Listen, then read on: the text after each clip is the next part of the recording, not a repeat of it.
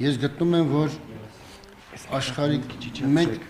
թեոկրատիկ երկիր չենք, մենք աշխարհիկ երկիր ենք, եւ կա այդպիսի բան, այսինքն աշխարհիկ իշխանությունը իրավունք չունի մտնելու հոգևոր աշխարհ։ Ես գտնում եմ, որ այն ինչ այսօր արվում է հայոց եկեղեցու հանդեպ, դա շատ մեծ սխալ է։ Այստեղ տարբերակ ենք հայոց եկեղեցին եւ եկեղեցականի հարցը։ Եկեղեցականի հարցը, նախ նորից եմ ասում, վարչապետը ինչ է, չգիտեմ, ես արդեն ոնց բացատրեմ դա։ Իրավունք չունի, վարչապետը իրավունք չունի մտնելու հոգևոր դաշտ։ Բացարձակապես, դա հոգևոր դաշտի տիրույթն է, եթե դժգոհություն կա, դա որոշելու են եպիսկոպոսները, արքեպիսկոպոսները, հոգևորականությունը եւ ժողովուրդը։ Իրականում այս գործընթացի հիմքում շատ ավելի խորը բան կա։ Ինչ կա։ Խորը։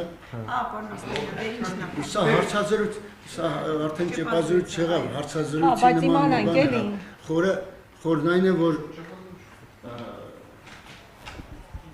Նիկոլ Փաշինյանը փորձում է այնինչ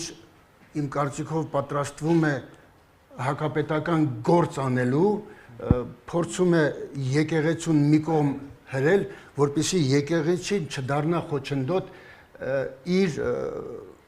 այդ գործողություններին։ Նորաստեղծ ուժով հակազդեք Նիկոլ Փաշինյանի այս հակապետական գործը։ Մենք այսօր ամեն ինչ անում ենք եւ փորձում ենք միավորել հենց այդ ուժերը, որպեսզի թույլ չտանք, որպեսզի այնինչ այսօր փորձ է արվում անել, իսկ այսօր նրա գործողություններին հակազդելու միակ ռեալ ուժը եկեղեցին է եւ նա ցանկություն ունի եկեղեցուն էլ այո տանել։ Ինչ է ուզում անել, որ ասում եք հակապետական բան է ուզում անել, եկեղեցուն վերացնում է ճանապարհ։ Օրինակի համար, եթե դուք նայեք, ասենք, Ադրբեջանի հոգևորականության ղեկավարության հայտարարությունները,